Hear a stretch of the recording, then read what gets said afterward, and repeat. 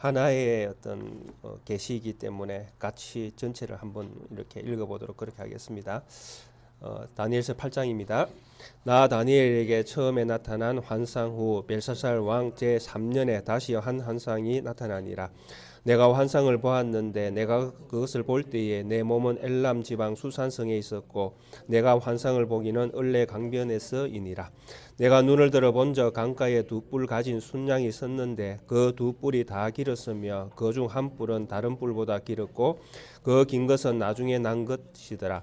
내가 본적 그 순양이 서쪽과 북쪽과 남쪽을 향하여 받으나 그것을 당할 짐승이 하나도 없고 그 손에서 구할 자가 없으므로 그것이 원하는 대로 행하고 강하여졌더라.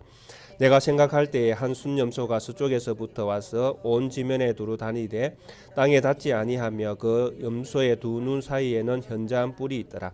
그것이 두 뿔 가진 순양곡 내가 본 바 강가에 섰던 양에게로 나아가되 분노한 힘으로 그것에게로 달려가더니 내가 본적 그것이 순양에게로 가까이 나아가서는 더욱 성내어 그 순양을 쳐서 그 두 뿔을 꺾거나 순양에게는 그것을 대적할 힘이 없으므로 그것이 순양을 땅에 엎드러뜨리고 짓밟았으나 순양은 그 손에서 벗어나게 할 자가 없었더라. 순염소가 스스로 힘이 강대하여 가더니 강성할 때에 그 큰 뿔이 꺾이고 그 대신에 현저한 뿔 넷이 하늘 사방을 향하여 났더라. 그 중 한 뿔에서 또 작은 뿔 하나가 나서 남쪽과 동쪽과 또 영화로운 땅을 향하여 심히 커지더니 그것이 하늘 군대에 미칠 만큼 커져서 그 군대와 별들 중에 몇을 땅에 떨어뜨리고 그것들을 짓밟고 또 스스로 높아져서 군대의 주제를 대적하며 그에게 매일 드리는 제사를 없애버렸고 그의 성소를 헐었으며 그의 악으로 말미암아 백성이 매일 드리는 제사가 넘긴 바 되었고 진리를 땅에 던지며 자의로 행하여 형통하였더라. 내가 들은 적 한 거룩한 이가 말하더니 다른 거룩한 이가 그 말하는 이에게 묻되 환상에 나타난 바 매일 드리는 제사와 망하게 하는 죄악에 대한 일과 성소와 백성이 내준 바 때문에 되며 짓밟힐 일이 어느 때까지 이를꼬 하며 그가 내게 이르되 2300주야까지니 그 때에 성소가 정결하게 되리라 하였더라. 나 다니엘이 이 환상을 보고 그 뜻을 알고자 할 때에 사람 모양 같은 것이 내 앞에 섰고 내가 들은 적 을레 강 두 언덕 사이에서 사람의 목소리가 있어 외쳐 이르되 가브리엘아 이 환상을 이 사람에게 깨닫게 하라 하더니 그가 내가 선 곳으로 나왔는데 그가 나올 때에 내가 두려워서 얼굴을 땅에 대고 엎드리매 그가 내게 이르되 인자야 깨달아 알라 이 환상은 정한 때의 끝에 관한 것이니라. 내게 말할 때에 내가 얼굴을 땅에 대고 엎드리어 깊이 잠들매 그가 나를 어루만져서 일으켜 세우며 이르되 진노하시는 때가 마친 후에 될 일을 내가 네게 알게 하리니 이 환상은 정한 때 끝에 관한 것임이라. 네가 본 적 두 뿔 가진 순양은 곧 메대와 바사 왕들이요 털이 많은 순염소는 곧 헬라 왕이요 그 두 눈 사이에 있는 큰 뿔은 곧 그 첫째 왕이요 이 뿔이 꺾이고 그 대신에 네 뿔이 났은적 그 나라 가운데에서 네 나라가 일어나되 그의 권세만 못하리라. 이 네 나라 마지막 때에 반역자들이 가득할 즈음에 한 왕이 일어나리니 그 얼굴은 뻔뻔하며 속임수에 능하며 그 권세가 강할 것이나 자기의 힘으로 말미암은 것이 아니며 그가 장차 놀랍게 파괴 행위를 하고 자의로 행하여 형통하며 강한 자들과 거룩한 백성을 멸하리라. 그와 깨를 베풀어 제 손으로 속임수를 행하고 마음에 스스로 큰 채하며 또 평화로운 때에 많은 무리를 멸하며 또 스스로 서서 만왕의 왕을 대적할 것이나 그의 사람의 손으로 말미암지 아니하고 깨지리라. 이미 말한 바 주야에 대한 환상은 확실하니 너는 그 환상을 간직하라. 이는 여러 날 후의 일임이라 하더라. 이에 나 다니엘이 지쳐서 여러 달 앓다가 일어나서 왕의 일을 보았느니라. 내가 그 환상으로 말미암아 놀랐고 그 뜻을 깨닫는 사람도 없었느니라. 아멘.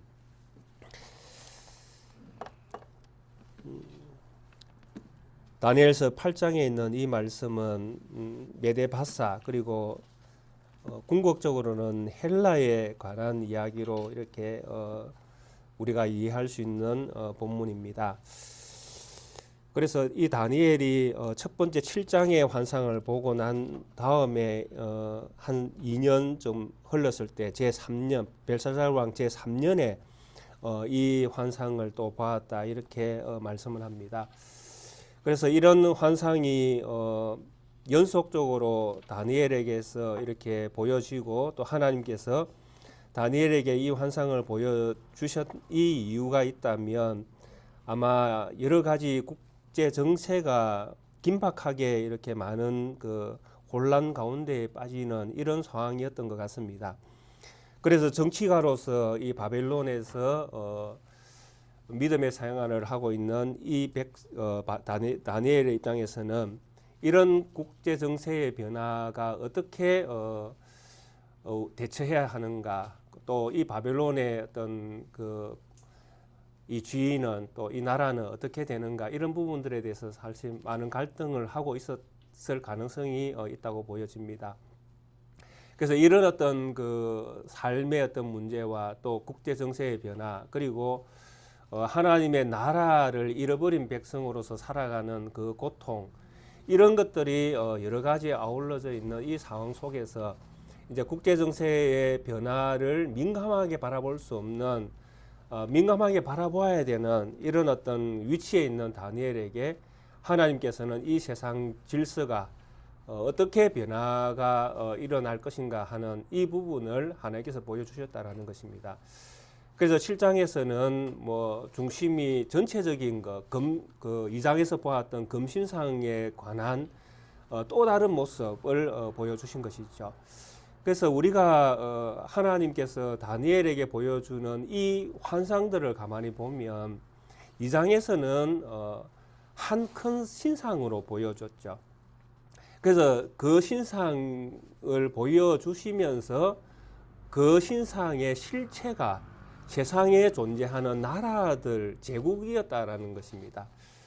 그래서 하나님께서 바라보시는 이 세계관, 그러니까 아담 이후에 타락한 이 세상에 존재하는 이 나라들에 대한 하나님의 시선은 신으로 가득 차 있는, 자기 신으로 가득 차 있는 제국이죠.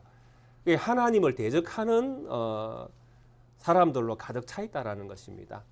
그래서 여러 네 제국이 연달아 생겨 쭉 이어져 가는데 이 모든 것들이 한 통속이었다라는 것이죠. 하나의 신상이었잖아요.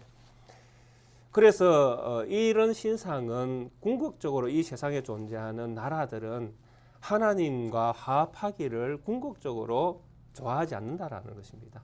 하나님을 대적하는 무리들이지 하나님과 이렇게 사이좋게 지내려고 하는 이런 습성을 가진 나라는 존재하지 않는다라는 것입니다. 이 세상 나라는 그렇습니다. 그래서 이런 세상에서 존재하게 되어지는 계속 시간이라는 이 순서에 따라서 발생되어졌다가 사라지고 발생되어졌다가 사라지는 이 제국들의 실상은 신상이죠. 그게 우상으로 가득 차 있는 나라, 그게 실체라는 것입니다. 그리고 다니엘서 7장에서는 이 나라를 짐승으로 표현을 해버립니다. 하나님께서. 그러니까 뭐 사자에 뭐 날개가 달려 있고 곰같이 생겼고 표범같이 생겼고, 또 네 번째는 뭐 사람의 어떤 언어로 형용할 수 없을 정도로 잔인한 모습을 띠고 있는 이런 형태를 가진 짐승으로 비유했다라는 것입니다. 하나님께서 이 세상에 하나님의 형상으로 만드는 것은 유일하지 않습니까? 사람, 아담과 하와, 하나님의 형상대로 하나님이 그들을 세상 가운데에 내셨다라는 것입니다. 그러니까 유일한 하나님의 어떤 하나님을 닮은 형상이 있다면 사람이라는 것이죠. 그것도 그 모든 사람이 아니라 하나님께서 만든, 하나님께서 보시기에 아름다운, 힘이 좋은, 그러니까 하나님 편에 서 있는 것이죠. 하나님 안에 믿음을 가지고 있는 그 사람에게 하나님의 형상이 심겨져 있는 것이잖아요. 그 외에는 하나님 형상이 없지 않습니까? 그런데 그 실체, 이 세상에 제국이 나타나는데 이 제국에는 이 제국의 모양이 무엇입니까? 짐승이죠. 하나님의 형상이 없는 것입니다. 궁극적으로. 그 속에는 하나님의 형상이 없이 짐승으로서 본능만 있는 것입니다. 본능. 자기의 본능에 충실하죠. 그래서 사자는 오직 그죠? 힘으로 약한 것들을 잡아먹는, 그죠? 잔인하게 잡아먹지 않습니까? 뭐 요즘은 유튜브가 하도 뭐 이렇게 뭐 우리가 볼 수 있는 것들이 많이 이렇게 개방되어져 있지 않습니까? 그런데 보면 동물의 세계 이런 데 보면 사자가 사냥할 때 얼마나 잔인합니까? 그냥 어떤 먹이를 탁 잡으면 어떻게 합니까? 마구 머리를 흔들어 버리잖아요. 완전 막 갈기갈기 자기 먹이를 찢어 버리지 않습니까? 이런 잔인한 모습들을 가지고 있고 표범이 한번 뛰기 시작하면 막 얼마나 빠른지 모릅니다. 그래서 뭐 헬라로 표현되고 있는 이 표범의 그 용맹과 빠름과 또 거기에서 나오는 그 잔인함 이런 것들은 사실 짐승 앞에 선 우리들도 사실은 저희들도 짐승 앞에 서면 아무것도 아니지 않습니까? 우리가 무기가 있기 때문에 그나마 짐승을 상대할 수 있지. 저희들이 뭐 맨손으로 짐승 앞에 서면 우리도 그냥 뭐 먹잇감밖에 안 되지 않습니까? 그만큼 짐승은 잔인하고 본능적으로 그 행동을 하고 또 그렇게 활동하지 않습니까? 그래서 이 세상 제국들이 다 그렇다라는 것입니다. 바벨론이 생겨났을 때에 그 잔인함은 그 이웃에 있는 나라들을 정복하는 쪽에서 다 표현이 됐지 않습니까? 메데바사도 마찬가지고, 그리고 헬라도 마찬가지고, 또 그 다음에 세워질 로마도 마찬가지고, 지금 우리가 살고 있는 우리의 세상의 덩치 큰 나라들, 또 힘께나 서는 나라들의 그 정치, 그들이 이 세계를 움직이려고 하는 그 정치에는 무엇이 있습니까? 다 힘이 있잖아요. 무기, 또 사람, 인구가 많아야 많은 그 사람의 수가 또 힘을 또 이렇게 과시하는 그런 것이 되지 않습니까? 우리나라는 선진국에 들어가려면 적어도 사람 수가 늘어나야 됩니다. 우리나라도 5천, 6천 명 가지고 안 되잖아요. 적어도 선진국에 뭐 가볍게 진입하려면 우리나라도 인구가 한 1억은 돼야 되는 거죠. 남북한이 합쳐져야 되는 것입니다. 그래야 선진국 대열에 끼는데 어느 정도 그 속도가 빨라질 수 있다는 것입니다. 그만큼 사람 수도 힘이잖아요. 그리고 땅덩어리 넓은 거. 지금 뭐 미국만 한번 보십시오. 얼마나 지금 위협적으로 세계에 지금 군림하려고 하고 있습니까? 지금 나라의 어떤 정세가 뭐 엄청나게 지금 변화를 일으키고 있지 않습니까? 근데 우리나라는 지금 이 변화에 지금 발을 못 맞추고 있지 않습니까? 왜? 대통령이 지금 어려운 상황 가운데 빠져 있으니까요. 그러니까 우리나라는 더 어려워질 수밖에 없는 상황 가운데 지금 계속 놓여 있는 것입니다. 대처할 만한 어떤 그런 그 기동력이 우리나라가 지금 사라져 버렸잖아요. 자, 이런 어떤 환경들을 바라보면서 이제 다니엘은 고민에 빠져 있었다고 볼 수밖에 없죠. 자기가 몸담고 있는 곳은 바벨론이고 이 바벨론의 국제 정세가 지금 메데 바사의 어떤 힘이 세상으로 이렇게 이미 이제 뻗어 나와서 리디아를 정복하고 이제 앞으로 뭐 바벨론을 정복하고 애국을 정복하게 되어지는 이런 힘이 키워져 가는 이런 것들을 바라볼 때에 바벨론의 운명이 어떠할 것인가? 나는 어떻게 살아야 하는가? 나는 무엇을 꿈꿔야 하는가? 나는 어떤 믿음 안에서 나는 이 정세에서 나는 어떻게 해야 하는가? 뭐 고민이 안 됐겠습니까? 믿음의 사람으로서. 그렇게 고민하고 있을 때에 하나님께서 다니엘에게 은혜를 베풀어 주신 것이 이 7장과 8장이죠. 환상을 통해서. 근데 이 환상이라는 것이 지금 당장 다니엘에게서 일어나는 것은 아니었거든요. 보긴 보았는데 7장을 보았고 7장의 환상을 보았고 8장의 환상을 보았는데 이 환상이 지금 당장의 다니엘에게 일어나는 일은 아니었다라는 것입니다. 그래서 하나님께서 이상한 방법으로 다니엘을 위로하셨다라는 것입니다. 물론 이것이 다니엘에게 위로가 됐는지 더 큰 고민을 빠졌는지 참 말씀을 통해서 우리가 확인해야 되지만 이미 하나님께서 누군가를 만나 주셨다라면 그 자체만으로는 위로가 되지 않겠습니까? 우리가 참 엄청나게 고민을 하고 있는 문제가 있었는데 하나님이 저를 만나 주시고 그 고민을 들어주시는 이런 상황이 되어지면 그걸로도 우리는 충분히 위로가 될 수 있지 않겠습니까? 그래서 하나님이 8장에 먼 미래에 일어날 이야기지만 이런 식으로 하나님이 다니엘에게 찾아오셨다라는 것은 저는 위로라고 보여집니다. 지금 당장 다니엘에게 이 일은 일어나지 않는다 할지라도 그가 이 말씀을 마음에 새길 수 있고 간직할 수 있고 또 믿음으로 그 말씀을 주신 하나님을 신뢰할 때에 이 다니엘은 이 환상을 본 이 자체가 그에게 위로가 되었다고 저는 믿습니다. 그래서 하나님이 우리를 위로하시는 방식은 사실 아주 간단합니다. 우리가 큰 문제를 만나고 기도하고 이렇게 할 때에 세운 목회자들을 통해서 말씀이 선포되어지고 그 말씀의 한 자락 가운데에 나의 고민이 부딪히는 부분이 생기고 그런 어떤 부딪힘 속에서 하나님이 오늘도 이런 말씀으로 이 고민 가운데 나에게 말씀하고 계시는구나. 이런 한 부분을 성도들이 얻게 되어질 때에 성도님들은 위로가 안 되겠습니까?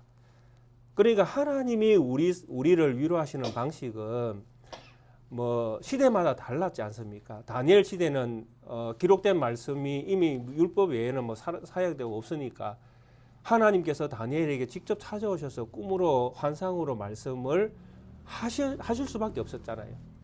근데 우리 시대에는 하나님이 우리에게 너무나 명확한 성경을 우리에게 하나님께서 선물로 주셨다라는 것입니다. 그럼 이 성경 속에 하나님의 위로가 다 우리 안에 들어있다라는 것이죠. 우리를 위로하는 하나님의 말씀이 이 안에 다 자리 잡고 있다라는 것입니다. 그래서 우리가 하나님 앞에 믿음으로 기도하고 간구하고 나의 아픔을 아랠 때에 하나님이 말씀으로 찾아오신다는 것에 대하여 우리가 분명히 믿어야 된다는 것이죠. 그것이 우리 시대에 하나님이 우리를 찾아오시는 방식입니다. 그래서 이 말씀을 통해서 하나님의 위로가 다니엘에게는 꿈으로 주어진 것처럼 우리에게는 말씀으로 주어진다는 것을 우리가 또 확실히 또 믿을 수 있다는 것입니다. 그래서 이 다니엘에게 준 이 꿈을 이제 우리가 환상을 이미 해석까지 이 8장에서는 다 하고 있습니다. 1절부터 14절까지는 그냥 꿈을 꾼 거죠. 꿈을 꿨는데 그 꿈에 보니까 두 뿔 달린 양이 있더라. 근데 이 양이 처음에 일어나서는 제법 힘을 썼습니다. 4절에 보니까 서쪽, 북쪽, 남쪽을 향하여 받으나 그것을 당할 진성이 하나도 없었더라. 그러니까 처음에 메대바사가 일어나서 이제 이 메대바사가 힘을 쓴 것이죠. 그러니까 다니엘에게 첫 번째 이 메대바사를 통해서 그가 예측할 수 있는 일이 한 가지 생긴 것입니다. 그것이 무엇입니까? 바벨론의 운명이 다해가고 있구나라는 것을 예측할 수 있다라는 것입니다. 이미 바사 왕이 이제 힘을 과시하고 있으니까요. 그러니까 그 힘을 과시하는 그 영역이 넓어지는 것이죠. 서쪽과 북쪽과 남쪽, 리디아, 바벨론, 애굽을 점차적으로 이 메대바사는 점령해 갈 것이라는 것. 분명히 하나님께서 다니엘에게 바벨론의 운명을 이미 말씀해 주신 것입니다. 이 나라가 영원한 나라가 아니다. 다니엘도 처음부터 하나님이 그런 분이신 줄 아셨지 않습니까? 내가 믿는 하나님은 왕을 세우기도 하고 폐하기도 하시고 내가 믿는 하나님은 때를 변화시키시도 하는 그런 하나님이신 것을 근데 그분은 영원히 존재하시는 분이다. 그것을 다니엘이 고백했잖아요.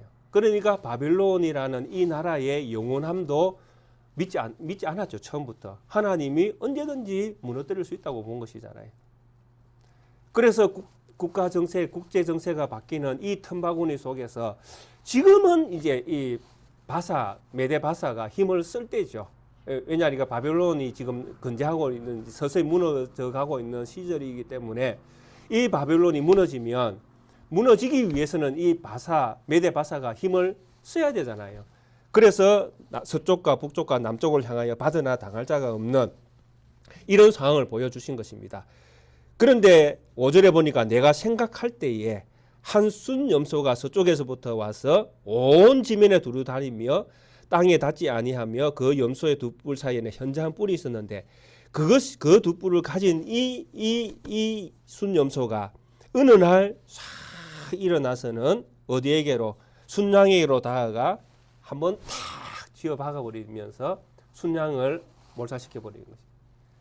그래서 이런 어떤 꿈을 다니엘이 꿨는데 해석을 못 하잖아요. 다니엘이 해석을 궁금해할 때에 하나님께서 이제 그 천사를 보내셔서 이 해석을 15절부터 이렇게 해주십니다. 나 다니엘이 이 환상을 보고 그 뜻을 알고자 할 때에 사람 모양 같은 것이 내 앞에 섰고 내가 들은즉 을레 강 두 언덕 사이에서 사람의 목소리가 있어 외쳐 이르되 가브리엘아 이 환상을 이 사람에게 깨닫게 하라 하더니 그래서 사람 모양 같은 것이 명령을 가브리엘에게 합니다. 그리고 가브리엘은 그 명령을 받아서 환상의 뜻을 다니엘에게 이제 깨우쳐 주는 것입니다. 주인공은 사람 모양을 한 이죠.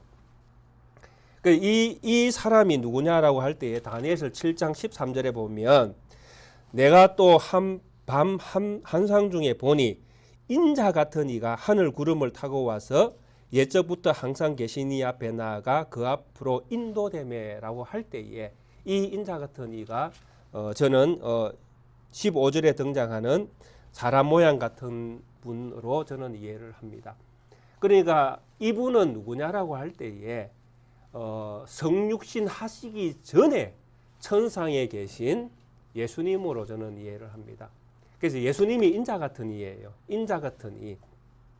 그리고 인자 같은 이는 천상에 계시지만은 궁극적으로 모든 하나님의 뜻을 성취해 내시는 분입니다. 그러니까 이 인자 같은 이는 하나님이 하실 일을 다 알고 계시는 것이죠. 그래서 다니엘이 꾼 이 꿈도 이분만이 알 수 있고 또 전할 수 있고 또 이분의 말씀이 너무나 확실하게 그 뜻이 무엇인지를 알려줄 수 있는 분이시죠. 그래서 이분이 이제 인자 같은 이가 등장할 수밖에 없는 것입니다. 그리고 인자 같은 이가 등장하면서 이야기합니다. 가브리엘에게 명령을 하죠. 너가 알려주라. 그래서 가브리엘이 알려주는 이 해석은 출발은 사람 같은 이입니다. 인자 같은 이가 해석을 가브리엘에게 전달시키고 가브리엘은 그것을 사람에게 전달하는 것이죠. 그래서 이 해석은 가브리엘이 해석을 전달하지만은 이 해석은 누구에게서 나오느냐 하면 하나님에게서부터 나온 것입니다. 그래서 하나님으로부터 나온 이 해석은 반드시 성취가 되는 하나님의 말씀이시죠. 그래서 이 해석을 이제 가브리엘이 이제 다니엘에게 합니다. 그런데 이때의 다니엘을 이렇게 부릅니다. 17절에 보면 그가 내가 선 곳으로 나왔는데 그가 나올 때에 내가 두려워서 사람의 얼굴을 대고 엎드리며 그가 내게 이르되 인자야 깨달아 알라 이 환상은 정한 때 끝에 관한 것이니라. 이렇게 다니엘을 부릅니다. 다니엘을 부르는 호칭이 무엇이냐 하니까 인자라고 부릅니다. 인자는 아시죠? 사람의 아들. 사실 이 인자는 장차 이제 예수님께서 오시면 예수님을 인자라고 부릅니다. 사람의 아들. 근데 예수님이 성육신 하시면 불려질 인자라는 이 호칭이 지금 누구에게 이 호칭을 사용하는가 하면 다니엘에게 이 호칭을 사용합니다. 참 희한하죠. 그러면 다니엘은 인자로 불려지고 다니엘에게 말씀을 하시는 분은 인자 같은 이가 말씀을 하고 있습니다. 맞죠? 그죠? 인자 같은 이는 천상에 계시고 이 천상에 계신 인자 같은 이가 장차 성육신 하시면 이제 인자로 불려지게 되어집니다. 우리 예수님께서 이제 이 땅에 오시면 인자 같은 이로 불려지게 되어집니다. 그런데 인자 같은 이가 인자로 불려지는 때는 장차 이제 먼 미래에 예수님이 오실 때죠. 그런데 그 호칭을 예수님께서 담겨 오셔가지고 지금 누구에게 이 호칭을 사용하는가 하면 다니엘에게 이 이름을 부른다라는 것이죠. 그러면 다니엘은 지금 어떤 위치에 선다라는 이야기입니까? 장차 오실 예수님의 위치에 서는 것입니다. 예수님의 위치에. 이해가 되십니까? 다니엘이 예수님이다 이렇게 이야기하는 것은 아닌데 위치상 그렇다. 계시의 위치상 그렇다라는 것입니다. 인자 같은 이는 하늘에 계실 때에는 우리 예수님은 인자 같은 이입니다. 근데 인자 같은 이는 인자는 아니잖아요. 그러면 인자 같은 이는 무엇입니까? 하나님의 위치에 있는 분이에요. 하나님의 위치에 있는 분. 그래서 인자 같은 이로 우리 예수님이 계실 때에는 우리 예수님의 위격이 하나님이신 거예요. 하나님의 위엄을 가지고 계실 때에는 인자 같은 입니다. 근데 그분이 하나님이라는 위치를 하늘에 두고 사람으로 오실 때에는 인자로 불려진다라는 것입니다. 그때에 하나님의 신성은 사람 속에 숨겨져 있지만은 이 본성적으로 나타나는 것은 연약한 사람이잖아요. 그래서 사람으로 와서는 예수님께서 뭘 하십니까? 사람이 당하는 모든 희로애락을 다 당하지 않습니까? 그게 인자잖아요. 특히 인자는 예수님께서 복음서에서 인자로 불려지는 그 가장 큰 이유는 뭐냐라고 할 때에 십자가 지시는 고난당하는 그 예수님을 비유할 때 인자라고 부르거든요. 그렇다면 결국 지금 다니엘에게 이 호칭을 부르는 것은 다니엘이 지금 예수님이 당할 고난을 미리 당겨와서 보여주는 위치에 있다라는 것입니다. 궁극적으로. 장차 인자가 당할 고난을 지금 다니엘이 당겨와서 당하고 있다라는 이야기입니다. 이해가 되십니까? 그러니까 바벨론이라는 이 제국에 있는 다니엘이라는 이 인물은 거룩한 하나님의 백성이 세상의 그 하나님을 대적하는 무리에 의해서 이 땅 가운데에 이방인으로 존재하면서 당하는 고난이에요. 그게 하나님의 백성이 하나님의 나라에 살면 고난 당할 이유가 없지 않습니까? 여기에 계신 우리 모든 성도님들이 장차 하나님 나라에 가시면 그 나라에서는 눈물도 없고 우리가 울 일이 없다라는 것이잖아요. 아플 일도 없고 우리에게 완전히 회복된 하나님의 백성으로서의 존귀함이 남아있지 않습니까? 그러니까 하나님 앞에서 우리가 늘 할 수 있는 것이 무엇입니까? 감사와 찬송과 경배와 우리가 할 수 있는 건 그밖에 없어요. 하나님 앞에서. 왜? 하나님이 우리를 완벽한 하나님의 자녀로 하나님의 백성으로 거룩한 하나님의 왕같은 제사장으로 그 앞에 딱 씌울 것이니까 그게 우리가 있는 하나님 나라의 원래의 모습 본래의 모습 아닙니까? 그런데 우리는 지금 그 나라에 있는 것이 아닌 잠시 잠깐 우리는 어디에 와 있습니까? 이방의 땅에 와 있는 것입니다. 이 세상은 우리에게는 이방의 땅인 거예요. 이 이방의 땅에서는 우리가 뭘 당해야 됩니까? 고난을 당할 수밖에 없는 것입니다. 이 육신을 가지고 있는 동안에 다니엘은 그 위치에 서 있는 것입니다. 바벨론이라는 그 땅은 다니엘에게 고난의 땅인 거예요. 그래서 이 다니엘을 부를 때에 인자라고 부르는 것입니다. 인자야, 너는 알아야 된다는 것이. 왜? 우리가 고난을 당하는 이방 땅에 있을 때에 우리가 지금 하나님을 믿는 우리가 지금 존재하는 이 땅이 하나님 나라가 아니라 이방 땅이라면 우리가 알아야 될 게 무엇입니까? 우리가 우리를 부르신 하나님과 그 보내신 예수 그리스도 그리고 그분을 통해서 우리에게 주신 은혜, 이걸 우리가 알아야 되지 않습니까? 이걸 우리가 모르면 우리는 이 땅에 사는 날 동안에 늘 고통과 고난과 없는 소망 붙들고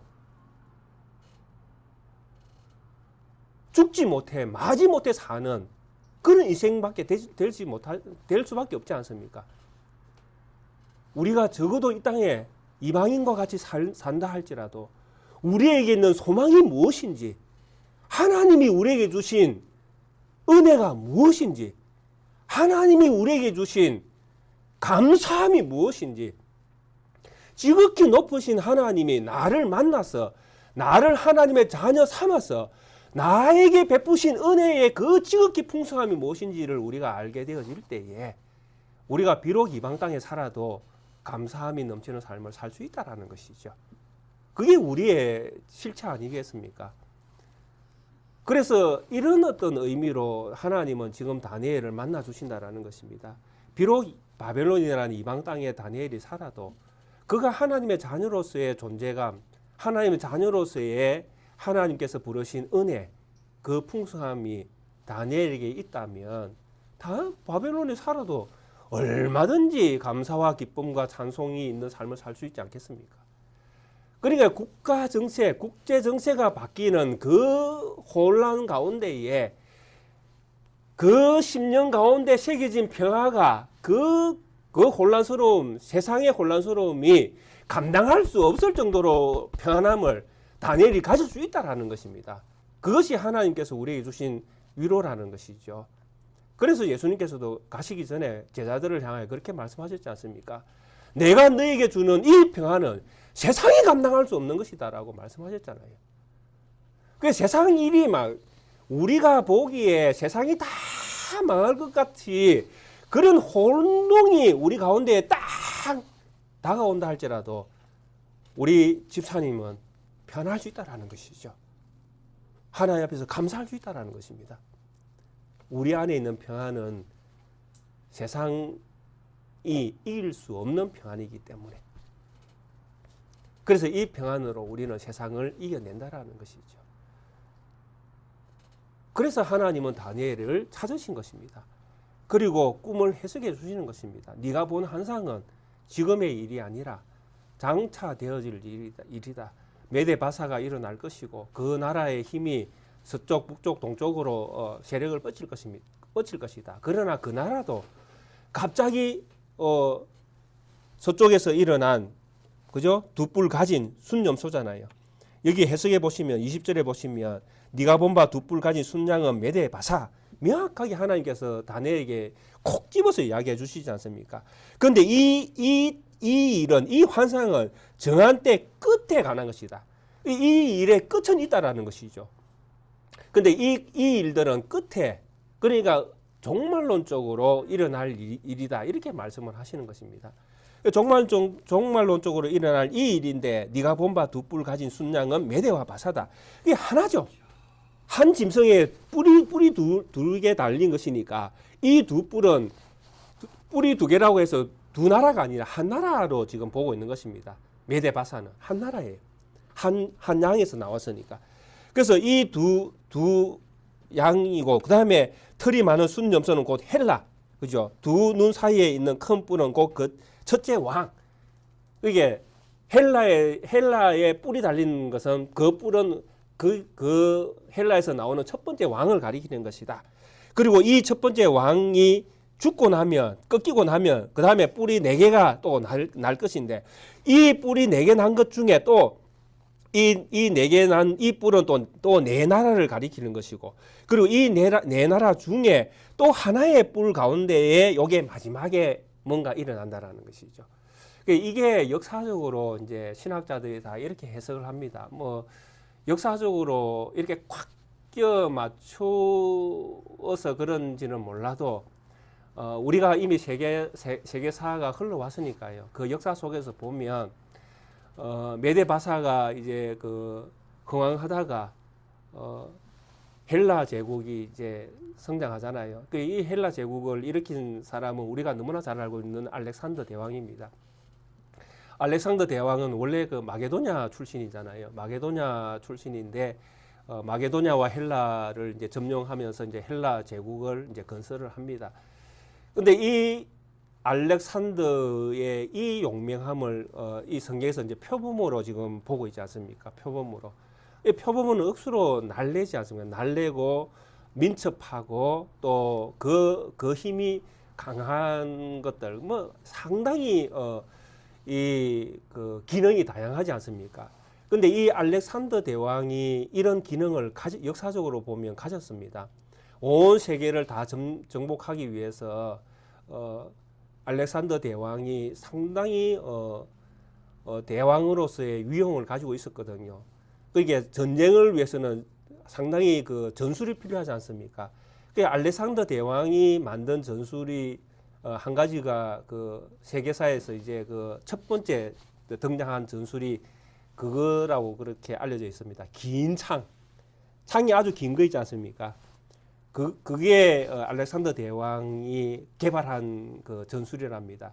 그래서 창이 길다 보니까 상대방과의 좀 떨어서 이제 공격하기에 용이하지 않습니까? 그래서 상대방이 이제 이런 전술로 하니까 상대방이 이제 알렉산더 대왕 그 군대를 제압하는데 너무 어려워하는 거예요. 이럴 때에 양쪽으로 기동대가 알렉산더 대왕이 거느린 기동대 말 타고 이제 빠른 말들을 가지고 이제 움직이는 기병대 있지 않습니까? 이 기병대가 옆으로 촥 오면서 그 어려워하고 있는 그 적군들을 이렇게 섬멸시키는 이런 전술을 알렉산더 대왕이 즐겨 썼다고 그렇게 이야기하거든요. 개발해가지고. 그리고 또 이 알렉산더 대왕이 또 장점이 뭐냐 하면 이렇게 이제 잘 알려지게 된 배경이 항상 전쟁을 하면 제일 선두에 섰다라는 것입니다. 왕이라고 뒤로 빠지지 않고 목숨을 부지하기 위해서 나 뒤에 숨어 있어야지 이러지 않고 항상 전쟁을 할 때 제일 앞에 서서 전쟁을 지휘했다라는 것입니다. 그리고 땅을 차지하면 그 차지한 땅을 백성들에게 골고루 나눠줬다라는 것입니다. 포용 정책. 그리고 지배한 땅은 헬라의 문화를 이렇게 알려서 헬라화 시키려고는 했지만 강압적으로 안 했다라는 것입니다. 그러니까 나라마다 포용 정책을 다 폈다라는 것입니다. 그래서 이런 장점들이 알렉산더 대왕에게 있었다라는 것입니다. 그래서 아주 단시간에 세계사에서 참 이름을 떨칠 수밖에 없는 그런 정복자의 어떤 위치에 알렉산더 대왕이었다라는 것입니다. 그러나 전쟁 좋아하는 사람은 없습니다. 전쟁을 오래 하다 보니 이제 백성들 군사들도 사기가 떨어지고 또 반란도 일어나고 고향도 가고 싶고 이렇게 하다 보니 이제 그 힘이 줄어들면서 어느 날 열병에 걸려서 알렉산더 대왕이 죽고 바로 내왕이 세워지거든요. 20년 이후에 내왕이 그게 알렉산더 대왕이 헬라가 이제 4개의 나라로 이제 잘려지는 것입니다. 그래서 뭐 북쪽으로 시리아, 뭐 애굽 또 뭐 이렇게 그 마게도냐 지역, 헬라 지역, 하여튼 이렇게 네 나라로 이렇게 잘려집니다. 그리고 나서 네 나라로 잘려진 것 중에서 셀로투스 이제 왕조라고 그럽니다. 여기에서 나온 오늘 본문에 등장하는 하나의 뿔, 내왕 다음에 하나가 등장하는데 그 사람이 우리가 잘 알고 있는 에피파네스 안티오쿠스입니다. 역사적으로 그렇게 해석을 합니다. 학자들이. 이 안티오쿠스 에피파네스가 오늘 이 이야기의 핵심입니다. 그 사람이 일어날 것인데 그 사람이 일어나면 이 사람은 마지막 때에 일어나는 것이죠. 그 권세가 강할 것이나 자기의 힘으로 말미암지 않은 것이며 그가 장차 놀랍게 파괴 행위를 하고 자의로 행하여 흥통하며 강한 자들과 거룩한 백성을 멸하리라. 그가 꾀를 베풀어 제 손으로 속임수를 행하고 마음에 스스로 큰 체하며 또 평화로운 때에 많은 무리를 멸하며 또 스스로 서서 만왕의 왕을 대적할 것이나 그가 사람의 손으로 말미암지 아니하고 깨지리라. 그러니까 이 에피파네스 안티오쿠스 때에 엄청난 박해가 일어날 것을 이제 이야기합니다. 그래서 예수님도 그 다니엘서의 말씀을 인용하셨지 않습니까? 마지막 때를 이야기하시면서 예수님께서 다니엘서에 있는 말씀을 인용하셨습니다. 멸망에 가증한 것이 거룩한 것에 선 것을 보거든 유대에 있는 사람들은 다 어디로 도망가라? 산으로 도망가라. 통쾌라. 왜 예수님께서 하나님의 나라, 하나님의 성전이 파괴되어지는 그 환경이 만들어지면 왜 하나님이 와서 그 무리를 제압을 안 하시고 오히려 거기에 있는 하나님의 백성들에게 당부를 하십니다. 그런 엄청난 일들이 일어날 때 너희는 무조건 어디로 토끼라, 산으로 도망가라라고 이야기하십니다. 왜요? 이 마지막 때에 일어날 이 환란이 사람이 감당할 환란의 수준을 넘어간다라는 이야기입니다. 엄청난 환란이 이 세상에 온다라는 것입니다. 그러니까 에피파네스 안티오쿠스 이 4세가 이 이스라엘에게 행한 유다에 행한 그 죄악은 엄청납니다.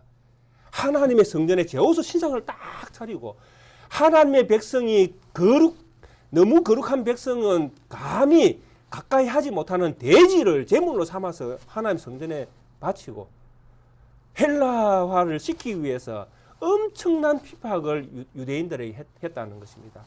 그래서 유대인들이 너무 그 핍박이 심하니까 도무지 견딜 수가 없잖아요. 그러면 핍박이 심해서 고양이에게 쫓겨가지고 구석으로 내몰리던 지가 죽음이 딱 눈앞에 딱 떨어지면 그때는 뭐 하겠습니까? 고양이 물어야 되잖아요. 그러니까 이스라엘이 그런 심정으로 일어난 반란이 마카비 반란입니다. 너무 환란이 심하니까 도무지 살 수가 없는 것입니다. 그래서 이렇게 해서는 우리가 살 수 없다. 우리가 거룩한 하나님의 백성, 성전을 우리가 회복해야 되겠다. 그렇게 해서 마카비가 반란을 일으켜서 165년에 이 엔티쿠스 에피판에서 이 헬라 제국을 성전에서 몰아내지 않습니까? 그러니까 이 환란이 얼마나 큰가 하는 것을 지금 이 다니엘에게 하나님이 알려주시는 것입니다. 그런데 이 환란을 장차 당할 사람들이 누구입니까? 누구이죠? 하나님이 하시는 이 계획을 지금 보고 있지 않습니까? 다니엘은 보고 있습니다. 그리고 이 환란이 장차 오게끔 되어 있습니다. 그런데 오는 이 환란을 진짜 당하는 사람이 누구일까요? 예, 이스라엘이죠. 그리고 이스라엘은 오늘 본문에도 나옵니다. 이스라엘 가운데에 불신자들, 반역자들 있지 않습니까? 하나님을 제대로 섬기지 않는 사람들. 그 사람들에 대해서는 하나님이 하시는 이 일이 심판입니다. 맞으시죠? 근데 이 심판 가운데에 있는 다니엘과 이 친구들은 이것이 심판이 아니라 무엇입니까? 환란입니다. 이해가 되십니까? 똑같은 현상인데 한쪽은 하나님이 징계하시는 심판이고 한쪽은 하나님의 징계로 말미암아 고통 가운데에 있게 되어지는 하나님의 거룩한 백성들인 거예요. 그러니까 하나님의 거룩한 백성이 고통을 안 당하는 것이 아니라 징계 가운데 고통을 당한다라는 것입니다. 이것을 누가 보았습니까? 다니엘이 보고 있는 거예요. 이 마지막 말미에 다니엘의 이 마음을 한번 보십시오. 이미 말한 바 주야에 대한 환상은 확실하니 너는 그 환상을 간직하라. 이런 여러 날 후의 일임이니라 하더라. 이에 나 다니엘이 지쳐서 여러 날 앓다가 일어나서 왕의 일을 보았느니라. 환상을 봤는데 왜 앓습니까? 왜 환상을 봤는데 몸에 모든 힘이 다 빠져버립니까? 무엇 때문에 그렇습니까? 이유가 무엇입니까? 다니엘이 인자였기 때문이에요. 이 환란을 당하는 주인공이었다라는 것입니다. 먼 미래에 일어날 일이 아닌 것이에요. 하나님이 다니엘에게 역사적으로는 먼 미래에 일어날 일을 보여주셨지만 다니엘이라는 이 인물은 지금 현재 이 일을 당하고 있는 것입니다. 왜? 바벨론의 포로로 잡혀가 있으니까요. 그리고 이 바벨론의 포로로 잡혀가 있는 이 다니엘과 그 친구들은 그 하나님이 이스라엘의 죄악 가운데에 빠진 것 때문에 이스라엘을 멸망시킬 때에 환란으로 이 바벨론의 포로로 잡혀온 자들 아닙니까? 하나님의 계시를 본 사람들은 이런 아픔을 가지는 것이 너무나 당연하다고 저는 믿습니다. 우리는 믿음으로 하나님 나라에 들어와 있습니다. 그리고 장차 우리는 하나님 나라에 들어갈 것입니다. 그러나 잠시 잠깐 우리는 이 땅 가운데 지금 존재할 수밖에 없는 위치에 있습니다. 저는 지금 존재하는 우리 모두가 믿음으로는 하나님의 나라에 들어가 있지만 지금 우리는 이 이방 땅에 하나님의 남겨진 하나님의 그루터기로 우리는 환난 가운데에 던져져 있다고 저는 믿습니다. 그래서 예수님께서 그렇게 말씀하셨잖아요. 누구든지 나를 따라오려거든 자기 자신을 부인하고 네 십자가를 지고 나를 쫓아라. 그게 예수님께서 그냥 지나가시면서 스치듯이 하신 말씀이었습니까? 아니잖아요. 제자들에게 분명한 제자의 길을 말씀하신 거 아닙니까? 그러면 제자들만 그 길로 가면 됩니까? 아니잖아요. 제자들이 세운 이 교회도 그 제자들이 받은 믿음의 유산과 같은 그 말씀을 이 교회도 가지고 있는 것이잖아요. 그래서 우리도 믿음으로 하나님의 나라를 바라보고 살아가는 백성으로서 이 땅 가운데에 환난을 당할 수 있다는 것이죠. 그러나 그 환난이 우리를 이겨내는 것은 아닙니다. 그러면 그 환난 가운데 있는 우리는 어떻게 해야 합니까? 다니엘처럼 그런 환상을 보면 어떻게 해야 됩니까? 참 어려운 부분이 있죠. 각자의 환경이 다르기 때문에 그렇습니다. 이게 어려울 수밖에 없는 것이 제가 사는 환경과 우리 성도님 한 분 한 분이 사는 환경이 각각 다르거든요. 그래서 하나님이 각자에게 주신 영역도 다르잖아요. 그러니까 이게 참 일치화시킨다는 것은 참 어렵다라는 것입니다. 왜? 제가 믿음으로 할 수 있는 일이지만은 성도님들은 또 믿음으로 할 수 없는 영역이 있고 성도님들은 믿음으로 할 수 있는 영역에 제가 믿음으로 할 수 없는 영역이 있다라는 것이죠.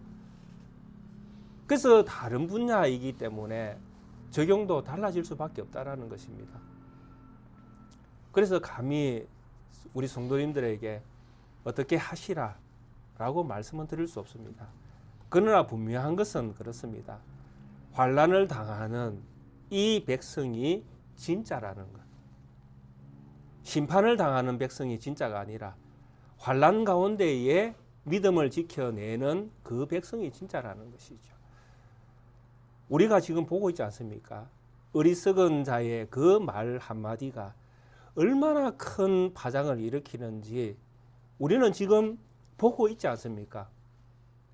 우리가 세운 대통령, 우리가 뽑은 대통령의 그 선택 하나에 의해서 이 나라가 망가지는 것을 보고 있지 않습니까? 그리고 J 목사, S 목사, K 목사, 그들의 말 한마디에, 그들의 선동에 얼마나 무지한 백성들이 어리석음에 빠져 있는지 우리는 보고 있지 않습니까? 그러니까 이런 어떤 시대에 우리가 진리 안에서 믿음으로 살아간다는 것은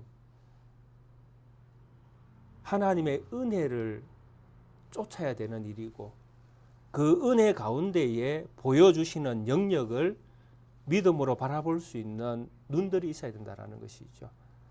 그리고 그 눈이 열려질 때에 하나님 앞에 기도하게 되어지고 그리고 피할 길을 내신 하나님의 은혜의 방편들을 볼 수 있게 되어지고 또 그렇게 고민하는 가운데에 다니엘처럼 그 나라에 몸을 담게 하시면 또 몸을 담글 수도 있는 그런 믿음도 있어야 되겠죠. 그래서 이런 여러 가지 환경들이 우리 각자에게 다른 영역으로 주어져 있습니다. 저는 오늘도 이 자리에 서서 우리 성도님들을 하나님의 말씀으로 위로합니다. 혹시 말씀 안에서 믿음으로 살아가는 이 세상의 일들 가운데에서 혹시 어려운 문제로 인하여 고민하고 계신 성도님 계십니까? 하나님의 은혜와 하나님께서 주신 복이 더 크심을 믿으십시오. 아멘, 아멘. 이 순간은 오늘 성경에서 이런 것처럼 2300일 그러니까 정해놓았다라는 것입니다. 끝이 있다라는 것입니다.